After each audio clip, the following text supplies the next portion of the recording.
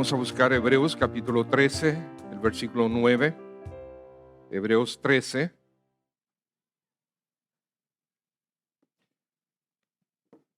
Versículo 9.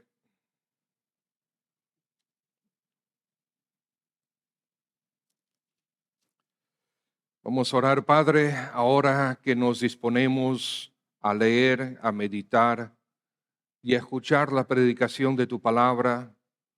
Queremos pedir en primer lugar que nuestros corazones sean sensibles a la voz de tu Santo Espíritu. Queremos pedirte, Señor, que tú uses a este siervo inepto para transmitir tu mensaje. No permita, Señor, que yo diga nada que no sea tuyo.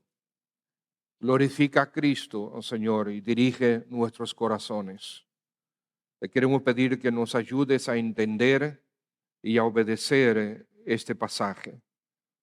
Pedimos que tu Santo Espíritu, en total libertad, Señor, corra por nuestros corazones para exaltar al Señor Jesús en él. Esto te lo pedimos, por favor. Amén.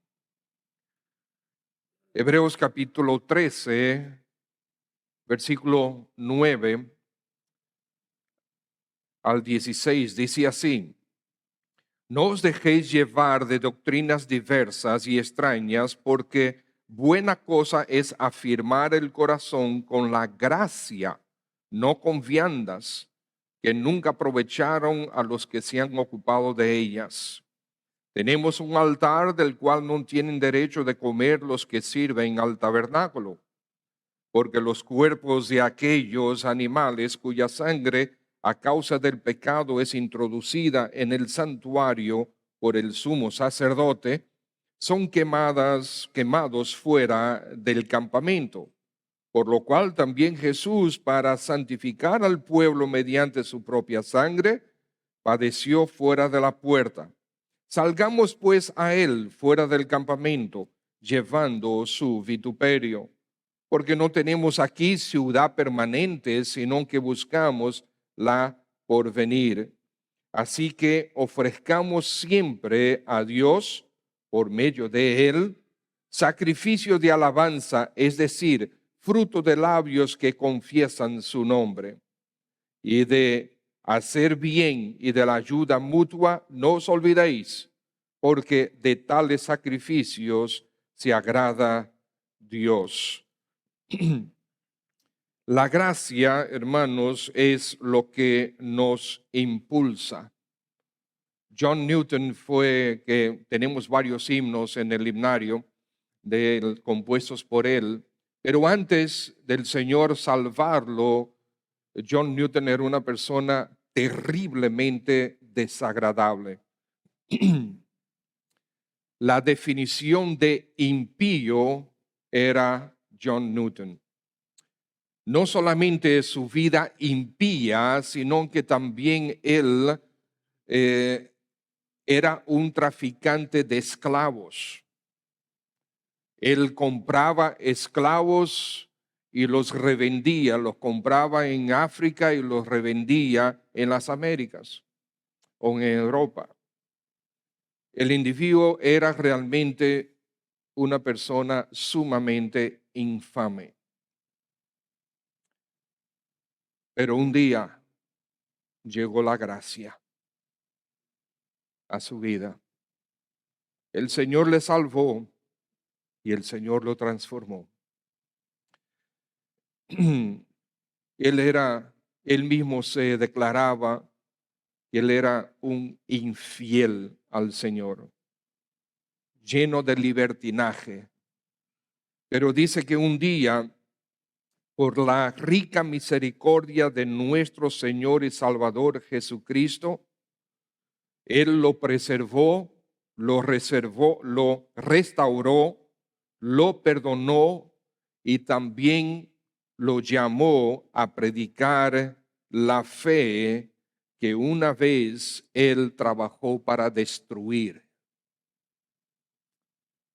La gracia lo libró a Él no para no servir a nadie, sino para servir a un nuevo amo, el Señor Jesucristo.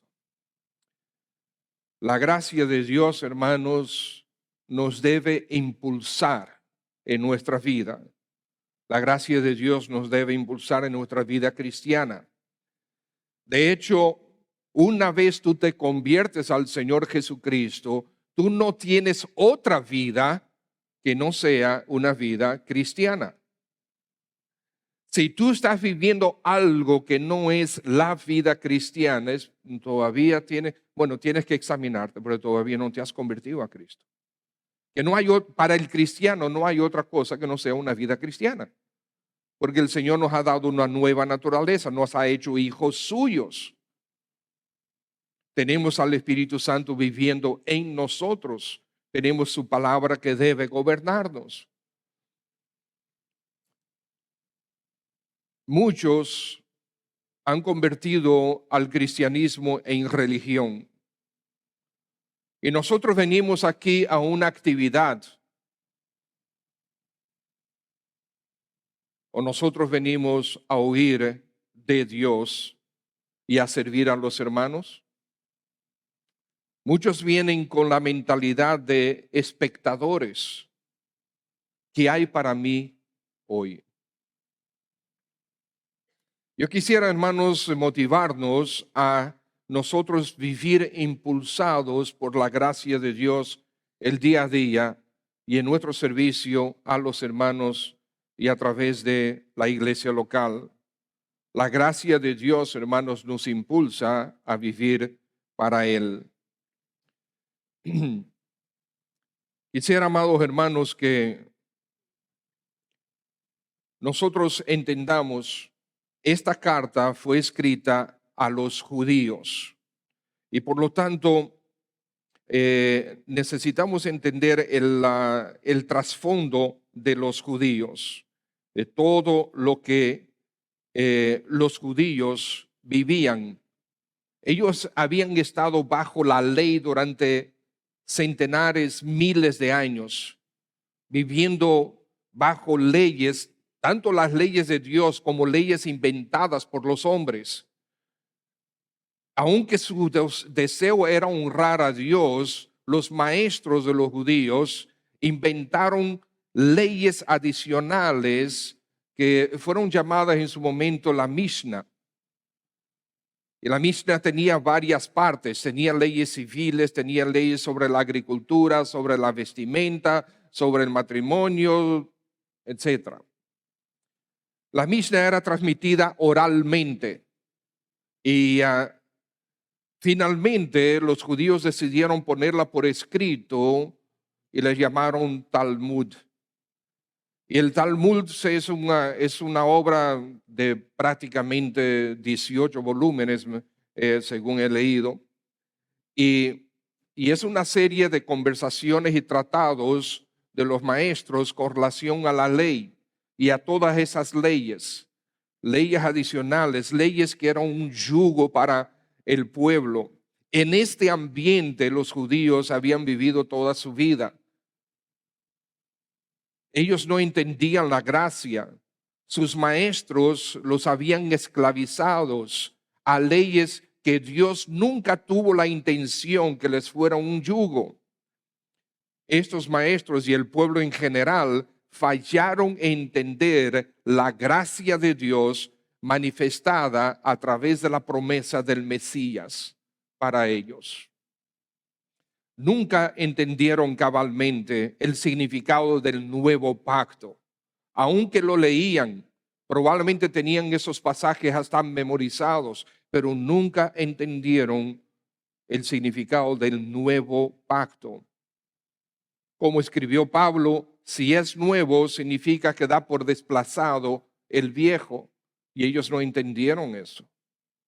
El nuevo pacto se basa en que Cristo Jesús cumplió perfectamente cada aspecto, cada exigencia, cada tilde de la ley, de manera perfecta.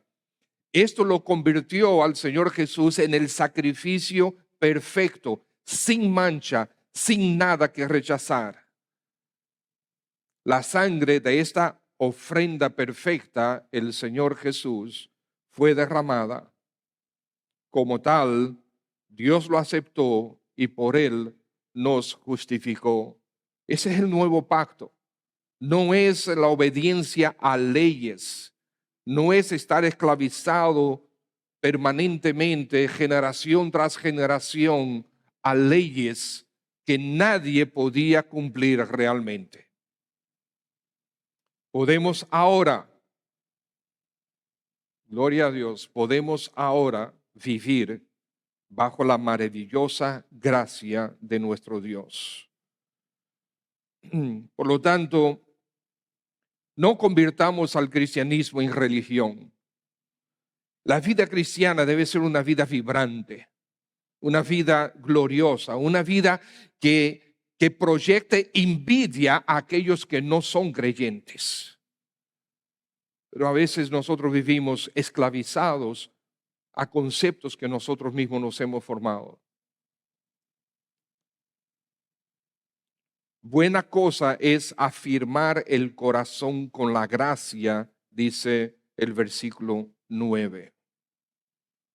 A la luz de todo lo que ellos estaban viviendo como cristianos, a la luz de la persecución y de las consecuentes pérdidas que ellos tenían, siendo que las circunstancias no parecían nada favorables, mucho menos agradables, estos hermanos debían afianzarse en la gracia de Dios en vez de volver a los rituales y a las leyes de los judíos.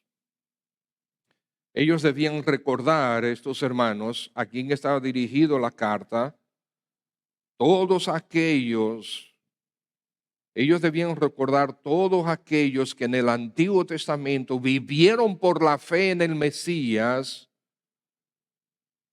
Ellos deberían fijar sus ojos en el Señor Jesucristo, como dice el capítulo 12, y el hermano Jeremías leyó este pasaje, con los ojos puestos en el Señor Jesús. Estos hermanos debían recordar a aquellos líderes que le enseñaron la palabra de Dios originalmente y recordar quién es el Señor Jesucristo, que es el mismo hoy, ayer y por los siglos. Y si el Señor Jesucristo es el mismo, Él jamás cambia. Si Él es el mismo ayer, hoy y por los siglos, significa que nuestro Señor Jesucristo está vivo. Él vive. Y por lo tanto nuestra fe debe ser una fe viva, vibrante. Lo que debemos vivir es así. Debemos proyectar esta vida de gloriosa de la gracia de Dios.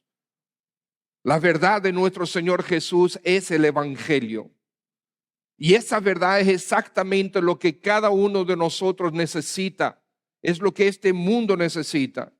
Gloria al Señor, que el Señor no permitió que yo muriera antes de los 17 años. Y a los 17 años me visitó con su gracia y me salvó, me perdonó mis pecados. La gracia de Dios, el favor inmerecido de Dios hacia el pecador. Este regalo, esta gloriosa verdad es lo que nos debe impulsar en nuestra vida día a día. Así vemos en los próximos versículos, hermanos, muchas verdades hay ahí. Yo quisiera destacar 3 verdades. Primero, que la gracia nos impulsa a estar firmes en el Evangelio. Después, que la gracia nos impulsa a una perspectiva de eternidad. Y finalmente, que la gracia nos impulsa a una vida de sacrificios. Entonces, lo primero que veremos es que la gracia nos impulsa a estar firmes en el Evangelio. Dice ahí: no os dejéis llevar de doctrinas diversas y extrañas. ¿Por qué les dice eso? Bueno, porque ellos estaban siendo motivados, animados, impulsados, presionados por los judaizantes a regresar, a dejar el cristianismo, a dejar al Mesías, a dejar a Cristo para volver a los rituales de la ley muerta. Entonces no se dejen llevar de estas doctrinas, porque estos maestros vienen con todo tipo perdonen la palabra, labia. La palabra doctrinas aquí, no os dejéis llevar de doctrinas, esa palabra significa enseñanzas. Significa enseñanzas, todo tipo de enseñanzas. Y miren, hermanos, qué felices vivíamos nosotros hace 12, 13, 15 años atrás, sin la abundancia del Internet, sin los teléfonos inteligentes. Éramos más felices. No había tanta presión de que a cada rato enviando mensajes. Yo conté, creo que estoy como en 52 grupos que me han puesto. Una locura. Pero el pastor no se puede salir de ninguno porque se me ofenden.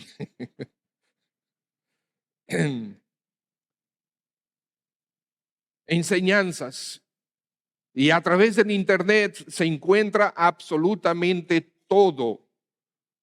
Cosas ricamente buenas y lo más profundamente concebido en lo más profundo del infierno también se ve en el Internet. Y lamentablemente está a 2 o 3 clics de cada uno de nosotros y de sus hijos también. La palabra diversas aquí tiene la implicación de diversos colores, de muchos colores, de diferentes colores, como lo aclara el pastor Pérez Millos. Son enseñanzas aparentemente atractivas, pero que son contrarias a la Biblia. No os dejéis llevar de estas enseñanzas que aparentemente son bonitas, son atractivas, suenan bien. Óyeme, pero sí, mira, es interesante, pero si están contrarias a la Biblia, rápidamente recházalas. Dice doctrinas diversas y extrañas. Esa palabra extraña significa extranjera. O sea, de fuera. La idea es que no pertenecen al verdadero evangelio del Señor Jesucristo. El evangelio es perdón, salvación, eternidad por Cristo Jesús y en Cristo Jesús. Por su buena y exclusiva voluntad, es de Él que sale el perdón, es de Él que sale la salvación, es de Él que sale nuestra redención, no es de nosotros. Y hay muchas doctrinas de gente que son tremendos disertadores, bien preparados, dicen lo contrario. El evangelio es por medio de la fe, es por gracia, por medio de la fe en nuestro Señor Jesucristo. No hay otro evangelio. Pueden hablar bonito, pueden decir muchas verdades, pero si están mezcladas con mentiras, si esas verdades están mezcladas con mentiras, entonces todo es mentira, porque no hay medias verdades. Una media verdad es una total mentira. Y así es lo que muchas veces aparenta en estas nuevas doctrinas o en estas viejas doctrinas. Hay algunos de ellos que parecen muy buenas personas, buena gente. Cuando se desvían de la verdad que solo Cristo, en Cristo está la salvación. Cuando predican a Cristo, pero agregan otras cosas, como por ejemplo guardar el sábado o guardar el domingo. Sí. Incluso hay bautistas del séptimo día. Y hay bautistas que guardan el domingo como si fuera un adventista guardando el sábado. Y juzgan a los que no lo hacen. Cuando predican a Cristo pero agregan otras cosas, como también el hablar en lenguas, o cuando agregan libros y los colocan al mismo nivel de la autoridad bíblica. Por ejemplo, la iglesia de los adventistas del séptimo día, los libros de su fundadora, Elena G. de White, todos esos libros tienen autoridad divina. Ellos entiendan que fueron inspirados por Dios y por lo tanto tienen el mismo nivel de autoridad que la Biblia. Los mormones tienen 3 libros que también tienen, de hecho ellos lo leen más que la misma Biblia. Pero ellos no son los únicos. Dentro de esta gama muy diversa que son hoy en día los evangélicos, hay individuos que están en estas, muchos de ellos, la mayoría de ellos son de estas tremendas mega iglesias, que también escriben libros y sus seguidores toman lo que ellos escriben como palabra de Dios. No se atreven a decirlo, pero si fulano lo dijo, es verdad, aunque contradiga las escrituras. Estos individuos se han colocado ellos mismos como a niveles casi divinos. Y ustedes han escuchado de eso, ustedes se han inventado que después de 2000 años ahora hay apóstoles. Y después, cuando ya comenzó a haber muchos apóstoles, hubo otro que dijo, ya yo no quiero ser apóstol, yo voy a ser obispo. ¿Ok? Entonces de repente hay montones de obispos y ya no quieren ser obispos. Yo me imagino que lo próximo que se van a inventar es arcángel. Y después cuando haya muchos arcángeles van a inventar que son, yo qué sé, serafines. Y después serán mismo Dios. Otros prefieren seguir a aquellos individuos que hablan muy lindo. Individuos que son excelentes charlistas motivacionales. A ellos no se les debería llamar pastores. Pero que captan la atención de la gente de una manera y escuchan y son llevados a estas enseñanzas coloridas y extranjeras. Individuos que no quieren señalar el pecado, sino que solo enfatizan que la gente es buena y que deben mejorar. Y dicen de una manera muy espiritual, yo no soy nadie para juzgar. Hermano, si hay alguien que está en adulterio, y es obvio que está en adulterio, ya se le ha agarrado con la mano en la masa, está en adulterio, y tú le dices, él es un adúltero, tú no estás juzgando, es la Biblia que lo está juzgando. Tú solamente estás repitiendo lo que Dios ha dicho. Si hay alguien que es mentiroso y tú dices que él es mentiroso, tú no estás juzgando, tú solamente estás repitiendo lo que la Biblia ya dice. Y así también con los demás temas de actualidad.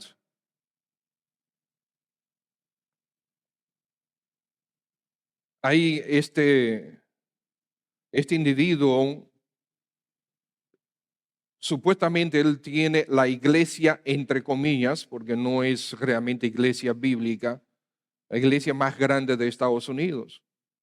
Él se llama Joel Osteen.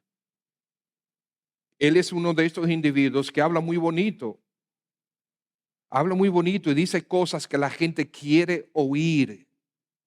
La gente quiere oír que le digan que Él es bueno, que Él puede, que Él lo logra, que no te preocupes. Y este individuo no quiere, rehúsa hablar del pecado. Habla de Cristo, abre la Biblia, lee un pasaje corto y después se pasa 25 minutos.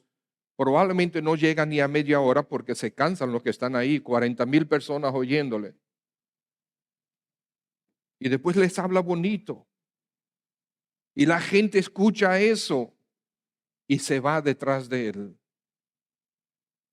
Pero no quiere escuchar la verdad de la Biblia, la verdad donde el Señor habla claramente sobre el pecado y que necesitamos un Salvador. ¿Por qué necesitamos Salvador? ¿Por qué Cristo es Salvador?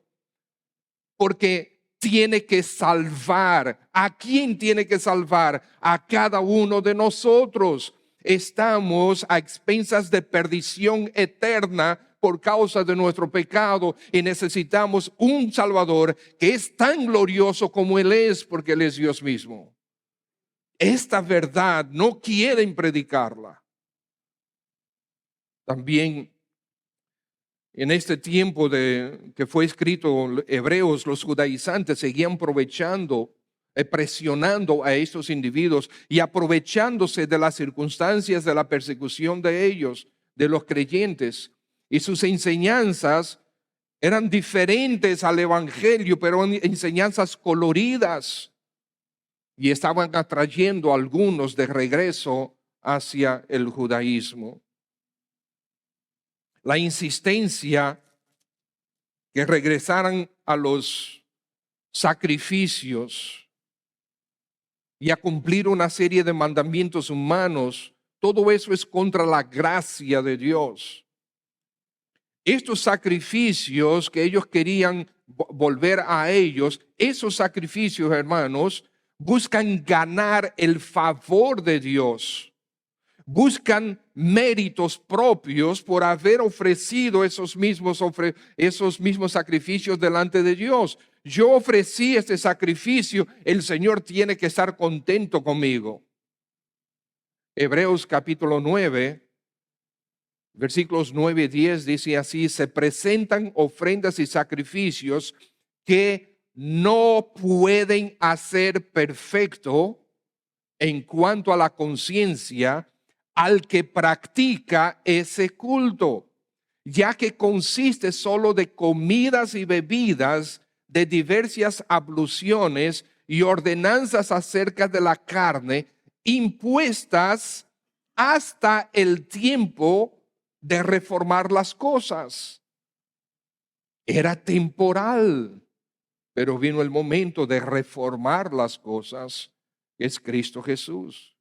Estos individuos no lograron entender o aceptar que todos estos sacrificios se cumplieron en Cristo, el siervo de Jehová. Y eso lo podemos leer en los capítulos 52 y 53 de Isaías. Entonces Hebreos 13:9 dice: porque buena cosa es afirmar el corazón con la gracia, no con viandas que nunca aprovecharon a los que se han ocupado de ellas. Hay una especie de religión que anda por ahí y cada vez tiene más fuerza, que son los vegan. Hay algunos que no, que ellos sencillamente no quieren comer carne, nada que tiene que ver con animales, pues está bien. Pero hay otros que lo llevan a niveles extremos. Lo llevan a niveles extremos de tal manera que incluso hasta a la violencia. Ese movimiento cada vez atrae más gente porque parece bonito. Ay, matar a los animales para comérselo, eso es inhumano. Bueno, el Señor dijo que podíamos hacerlo. Y si no se quieren comer un buen churrasco, el problema de ellos, yo me lo como. Si usted quiere comer un buen churrasco, hable con el hermano Eddie, que es un experto en prepararlo. Hay otros que hablan estas filosofías del yo. Que yo, que yo, que yo. Y amados hermanos, a mí a veces me explota la cabeza cuando veo que hay hermanos que envían cosas por WhatsApp o las postean en sus redes, cosas que resaltan al yo. Y después hay alguien que responde amén. No quiero dar ejemplos ahora mismo. Pero amados hermanos, el Señor Jesucristo habló bien claro qué es lo que hay dentro del yo. ¿Quieren buscarlo? Si quieren buscarlo, búsquenlo rápido. Yo arranqué a leerlo. Marcos 7, versículos 21 y 23. Porque de dentro del corazón, porque de dentro del corazón de los hombres salen los malos pensamientos, los adulterios, las fornicaciones, los homicidios, los hurtos, las avaricias, las maldades, el engaño, la lascivia, la envidia, la maledicencia, la soberbia, la insensatez. Todas estas maldades de dentro salen y contaminan al hombre. No busques nada dentro del yo. Lo que tenemos es que sustituir el yo y colocar a Cristo ahí.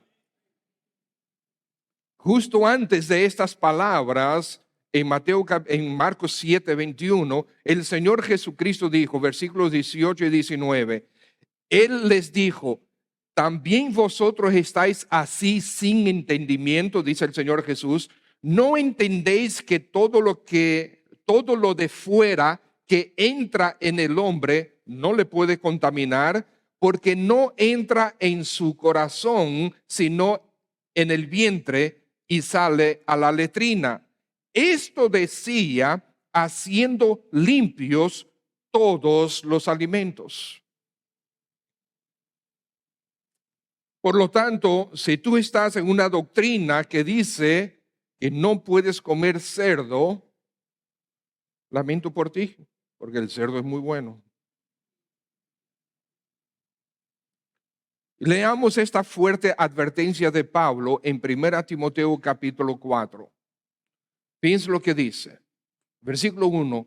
Pero el Espíritu dice claramente que en los postreros tiempos algunos apostatarán de la fe, escuchando espíritus engañadores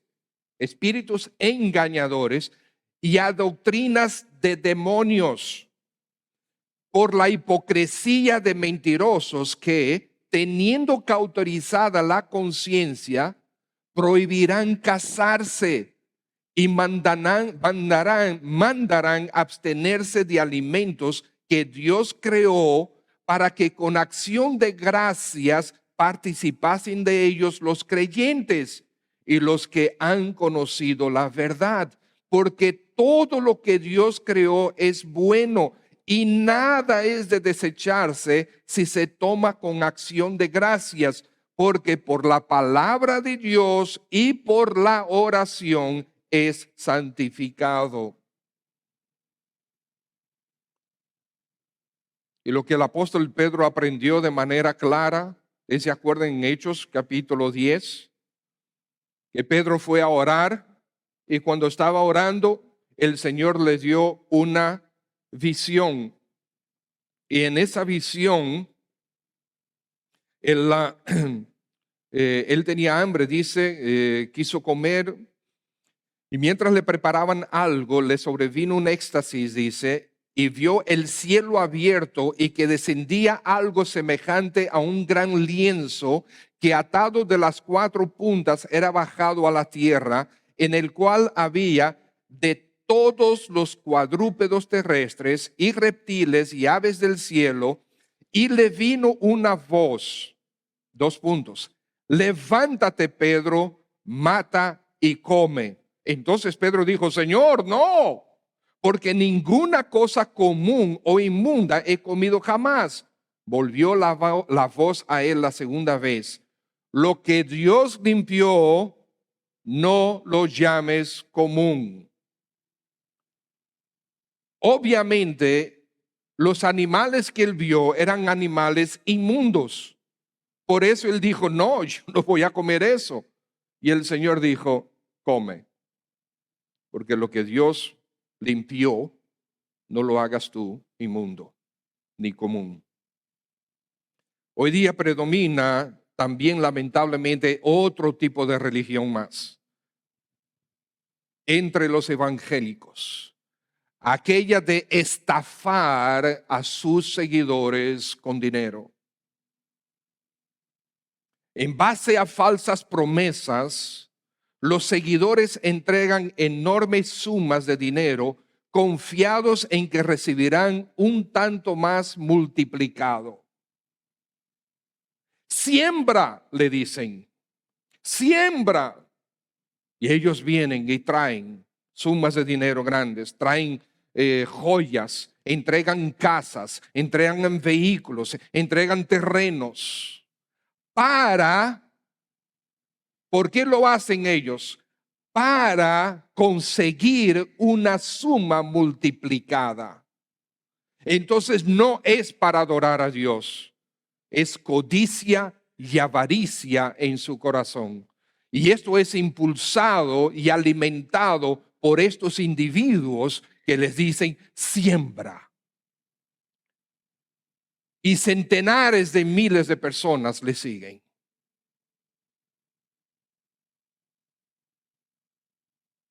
Muchos hemos caído también en la trampa del legalismo. Hermanos, el versículo 8 dice que el Señor Jesucristo es el mismo ayer y hoy y por los siglos. Vemos que el Señor es inmutable, no cambia. Por tanto, su evangelio tampoco cambia. No necesita que se le agregue nada. No necesita que se le quite nada. Y escucha, mi hermano, mi hermana. El único adorno que necesita el evangelio es una vida transformada por ese mismo evangelio. El único adorno que necesita el evangelio es la vida transformada de los creyentes por ese mismo evangelio. El evangelio no necesita más nada. Entonces, hermanos, la gracia nos impulsa a mantenernos fieles al evangelio. La gracia nos impulsa a estar firmes en el evangelio. No ir detrás de doctrinas que nos desvían del evangelio. Porque buena cosa es afirmar el corazón con la gracia, no con viandas, porque nunca aprovecharon a los que se han ocupado de ellas. Entonces dice, tenemos un altar del cual no tienen derecho de comer los que sirven al tabernáculo, porque los cuerpos de aquellos animales cuya sangre a causa del pecado es introducida en el santuario por el sumo sacerdote, son quemados fuera del campamento. Por lo cual también Jesús, para santificar al pueblo mediante su propia sangre, padeció fuera de la puerta. Salgamos pues a él fuera del campamento, llevando su vituperio, porque no tenemos, ahora dice, porque no tenemos aquí ciudad permanente, sino que buscamos la porvenir. La gracia nos impulsa a una perspectiva de eternidad. Tenemos un altar, dice el escritor. El Espíritu Santo nos impulsa a recordar el día de la expiación. Eso significa que el escritor también es judío. Él se identifica, él se suma. Tenemos un altar. Este escritor ya había dado el paso de creer en Jesús como el Mesías de Dios. En el día de expiación, un sacrificio por el pecado era ofrecido en holocausto, o sea, completamente quemado, y nadie podía comer de él. Era quemado en favor del pueblo por sus pecados. Los sacerdotes que servían en el tabernáculo no podían comer de ese sacrificio, ni siquiera el sumo sacerdote. Los demás sacrificios eran consumidos por el fuego en parte, y otra parte era para sostenimiento, para la alimentación de los sacerdotes y sus familias. Entonces, él dice aquí, habla del tabernáculo, no pueden comer de los que sirven en el tabernáculo. Y yo me preguntaba, pero ¿por qué menciona tabernáculo? ¿Por qué no mencionan el templo? En ese momento, ahí estaba el templo, que era inmenso. Ya para este momento era el tercer templo. El primer templo fue el templo de Salomón, un templo grande, pero principalmente la maravilla de ese templo no era tanto su tamaño, que fue impresionante para el momento, pero era todo el lujo, todo el oro que incluía el templo y todos sus utensilios. El segundo templo, ese templo fue destruido por los babilonios. ¿Okay? Después vino el templo que construyeron Esdras y Nehemías. Y construyeron, no lo terminaron por completo, pero bueno, ahí estaba el templo. Y de hecho, en Nehemías dice que muchos no estaban tan contentos porque no se veía igual que la gloria del anterior. Bueno, pero ese también fue destruido. Entonces vino este tercer templo construido por Herodes, que si mal no recuerdo era como 3 o 4 veces mayor que el templo de Salomón. Impresionante, gigantesco. Ahí estaba el templo. Sin embargo, el autor habla del tabernáculo. ¿Por qué? Y el pastor, yo le he compartido con ustedes antes, el pastor Ramón Castro y yo compartimos mucho, nos llamamos constantemente y nos animamos en la palabra. Y yo conversaba con él, Ramón, yo tengo curiosidad, ¿qué es lo que pasa? ¿Por qué el templo? Entonces él me dice algo que es lógico, que yo he estado predicando durante, que ya vamos 2 años en esto, ¿ok? Con Hebreos. He estado predicando esto y él me lo recordó. Pues es que el autor está constantemente llevándonos al tiempo de Moisés, porque ellos querían esclavizarse de nuevo a las leyes de Moisés. Y entonces nos recuerda, el tabernáculo es del tiempo de José, es una referencia a la ley que esclaviza a aquellos que quieren vivir por ella. Y así, estas leyes, el tabernáculo era entonces del tiempo de Moisés y fue levantado como consecuencia de la ley. Y todas esas leyes eran para asuntos terrenales y temporales, pero que apuntan hacia lo que es eterno. ¿Okay? Entonces debemos recordar eso. El tabernáculo es consecuencia de la ley, leyes para esta tierra, pero que apuntan hacia lo eterno. Entonces el escritor nos motiva a levantar los ojos hacia lo eterno. Fíjense en el versículo 12. Dice, por lo cual también Jesús, para santificar al pueblo mediante su propia sangre, padeció fuera de la puerta. Así como el sacrificio era ofrecido fuera de la puerta, el sacrificio, el holocausto en favor del pueblo, para expiación de todo el pueblo, era ofrecido fuera del campamento. También Cristo padeció fuera de la puerta. En otras palabras, ese sacrificio apunta hacia Cristo. El escritor está diciendo, nuestro Señor Jesucristo es el cumplimiento perfecto de ese día de expiación, de ese sacrificio de expiación. Él fue el cumplimiento perfecto de aquel altar. Pero tenemos ahora un altar nuevo, un altar donde el sumo sacerdote es nuestro Señor Jesucristo, quien intercede por nosotros continuamente. Y esta carta a los hebreos pone en total perspectiva el sumo sacerdocio del Señor Jesucristo. Yo quisiera que ustedes me busquen, por favor, sean pacientes conmigo. Vamos a buscar Hebreos, pero vamos a buscar Hebreos capítulo 2. Hebreos capítulo 2. Vamos a ver en Hebreos rápidamente algunos pasajes ahí. Dice capítulo 2, versículo 17. Por lo cual había de ser todo semejante, en todo semejante a sus hermanos. ¿Hablando de quién? Del Señor Jesús. Para venir a ser misericordioso y fiel, que sumo sacerdote en lo que a Dios refiere, para expiar los pecados del pueblo. Entonces, Él es el sustituto a aquel día de expiación. Versículo 1, capítulo 3. Por tanto, hermanos santos, participantes del llamamiento celestial, considerad al apóstol y sumo sacerdote de nuestra profesión, Cristo Jesús, el cual es fiel al que le constituyó. Seguimos hacia el capítulo 8. Seguimos hacia el capítulo 7. Capítulo 7, versículo 26.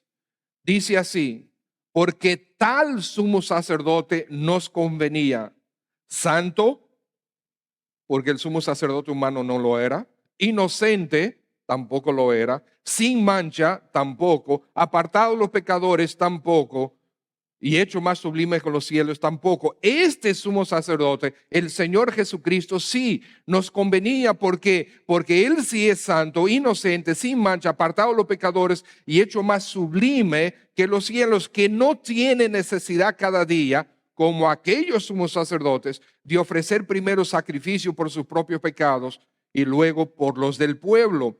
Porque esto lo hizo una vez y para siempre, ofreciéndose a sí mismo. Versículo 1, capítulo 8.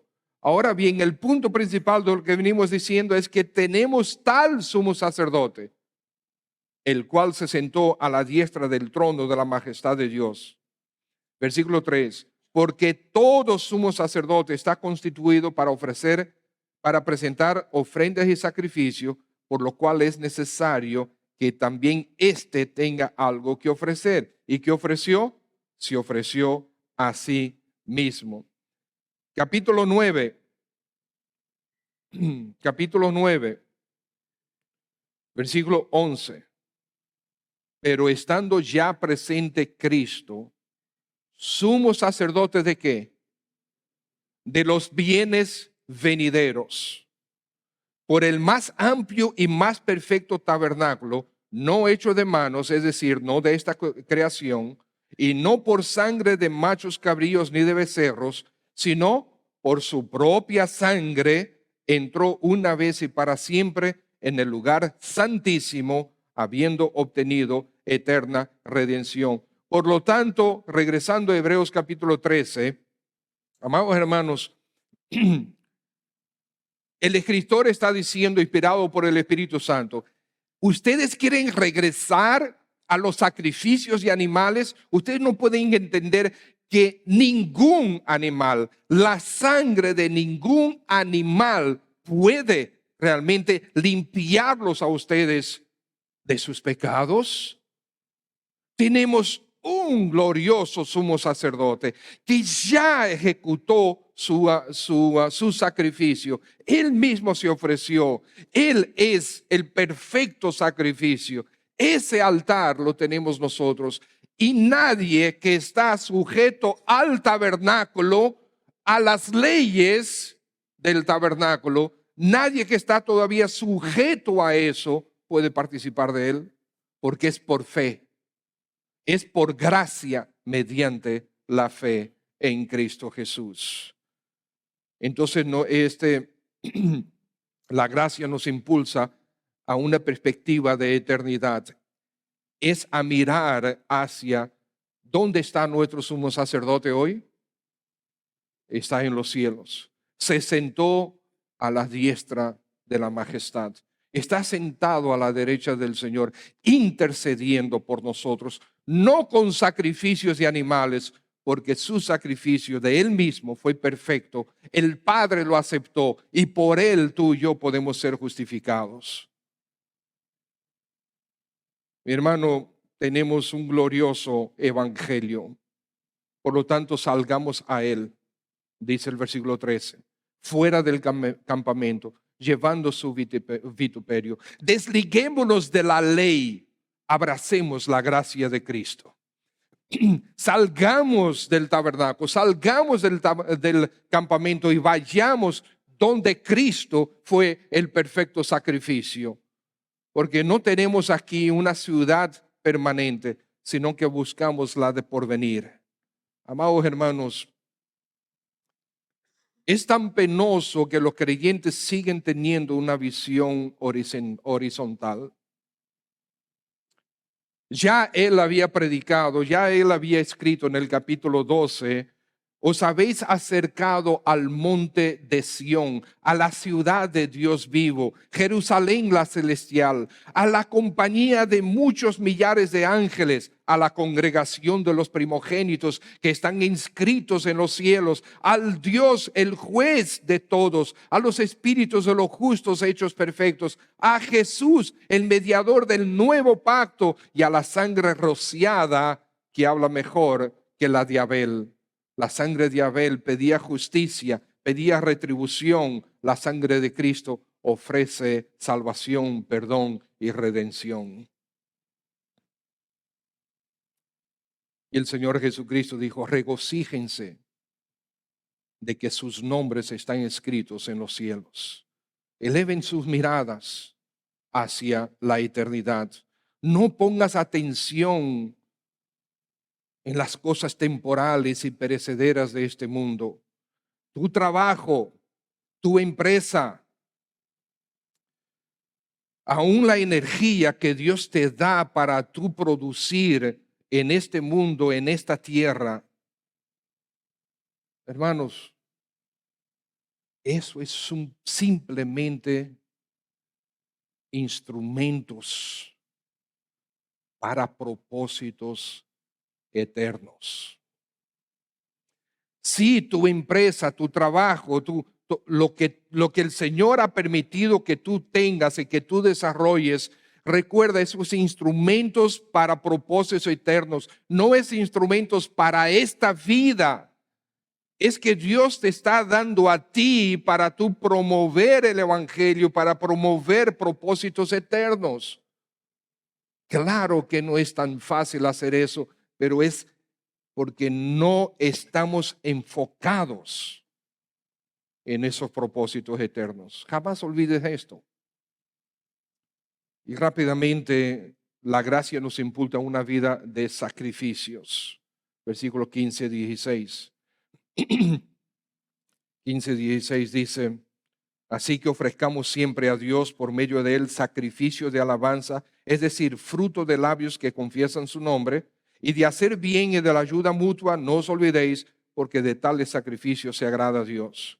Dos tipos de sacrificio para hoy día escribe este escritor: sacrificios de alabanza a Dios y de hacer bien a los demás. Si te fijas, me parece que él estaba recordando los dos principales mandamientos que el Señor expresó como resumen de los 10 mandamientos.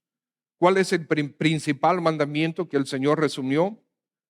Amarás a Dios, al Señor tu Dios, con toda tu alma, con todo tu ser, con todas tus fuerzas, con toda tu mente, tu corazón. Sacrificios de alabanzas a Dios, teniendo a Él en primer lugar, y hacer bien a los demás también. Ese es el segundo principal mandamiento. Que dice el segundo mandamiento del Señor, que resumió la segunda parte de la ley, de los 10 mandamientos? Ama al prójimo como a ti mismo. Buscar el bien.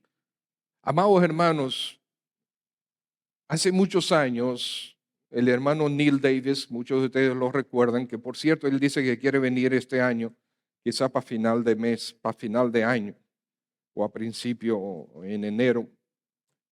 Él una vez me dijo: por causa de mis relajos medio crudos, él me dijo: Pedro, edifica, no destruyas. Y eso se me quedó grabado. Edifica, no destruyas. ¿Qué dice Santiago sobre nuestra lengua? Que es un infierno. Que con ella nosotros estamos aquí adorando a Dios y después se termina el culto y le hacemos un comentario terriblemente desafortunado a un hermano o una hermana.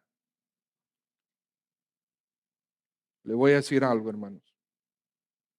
Hay por lo menos 4 hermanos que este año se fueron de esta iglesia por comentarios. Probablemente 2 más estén en la misma lista.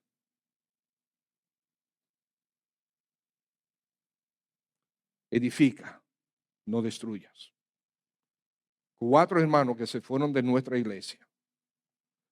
Porque un hermano le dijo una cosa, y después otro hermano le dijo, y después el otro, y después el otro. Cosas que tienen que ver con nuestro cuerpo, con nuestra forma de vestir. Edifica, no destruya. Si no tienes nada edificante que decir, cierra la boca. Edifica, no destruyas. Amados hermanos, aprendamos esto. Que sea esto un sacrificio nuestro al Señor. Un sacrificio buscando el bien de nuestros hermanos. Un sacrificio donde dice, sí, yo voy a edificar a mis hermanos. Voy a edificarlos, voy a construirlos. Si lo que te va a salir es un comentario negativo sobre el hermano, cierra la boca. No lo digas, no, frénate, frena ese impulso, ni siquiera en forma de relajo. Ni siquiera en forma de relajo. Y ahí yo tengo que frenarme. Porque es muy triste. Ven acá, hace tiempo que yo no veo a la hermana fulana. ¿Qué pasó? Comentarios.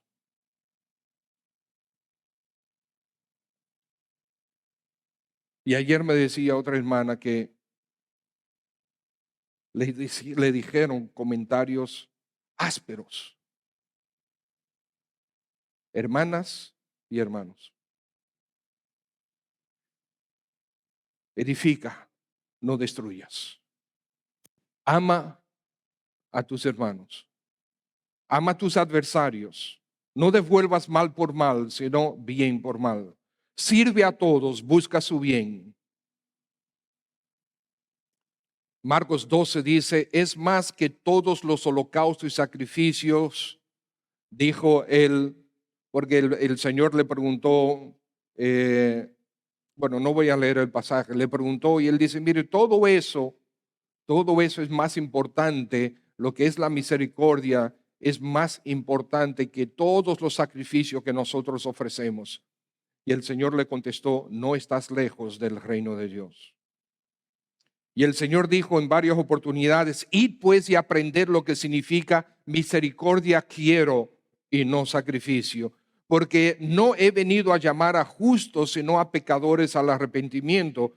Y él repite eso en Mateo 12. Si supieses qué significa misericordia quiero y no sacrificio, no condenarías a inocentes.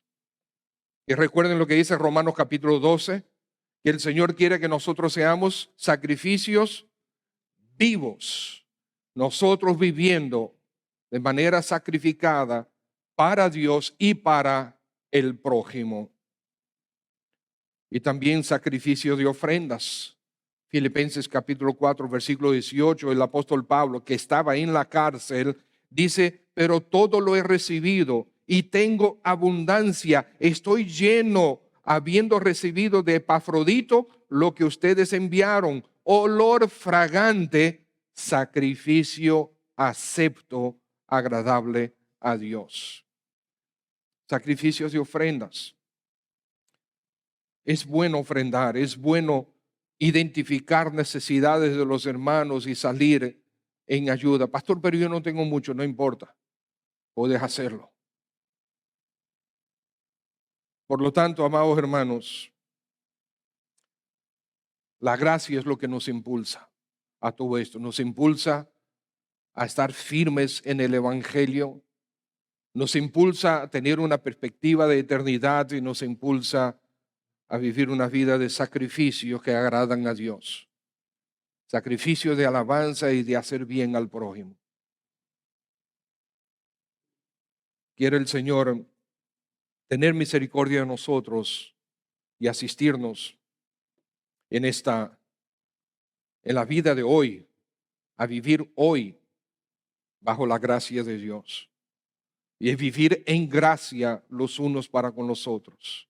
Y si tú estás aquí esta mañana y todavía no te has entregado al Señor Jesucristo, este que es el sacrificio perfecto, y Él fue a la cruz en tu lugar y en mi lugar, si no te has entregado hoy todavía a Él, he aquí una oportunidad más que el Señor te da. Tú no viniste hoy a escuchar este mensaje por casualidad. El Señor te trajo. Tú dices, no, yo decidí venir, sí, pero el Señor estuvo activo ahí. Del diablo no fue, te lo puedo asegurar. El Señor está interesado en tu alma y en tu vida. Si no te has entregado al Señor Jesucristo, Él es el regalo perfecto que el Señor tiene para ti. Padre, gracias en el nombre de nuestro Señor Jesús por tu palabra. Gracias por permitirnos meditar en ella. Gracias por tu gracia.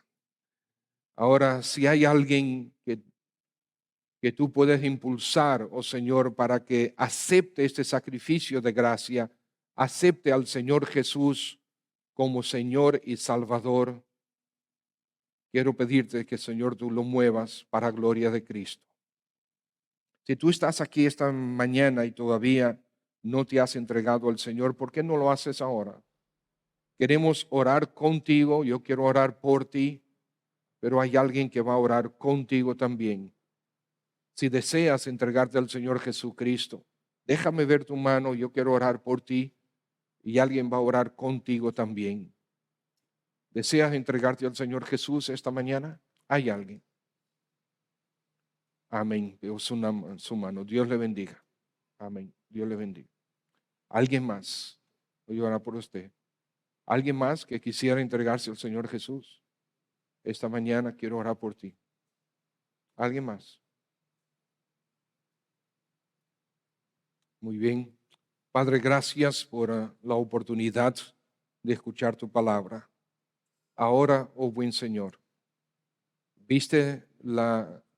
tú ves el corazón, la vida de esta persona que levantó la mano. Quiero rogarte, oh Dios, que le des total entendimiento de tu verdad y que en su corazón el deseo de ser perdonado, perdonada por ti. Te quiero pedir, oh Dios, que tú hagas efectiva tu gracia en su corazón, en su vida, en su alma, porque Cristo es glorificado con esto.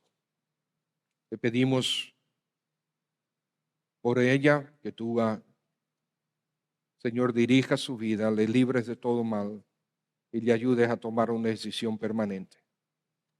También ahora, mientras recordamos tu sacrificio a través de la cena del Señor, bendice este tiempo, Señor, que sea un tiempo glorioso y agradable a ti. Por Cristo tu Hijo. Amén.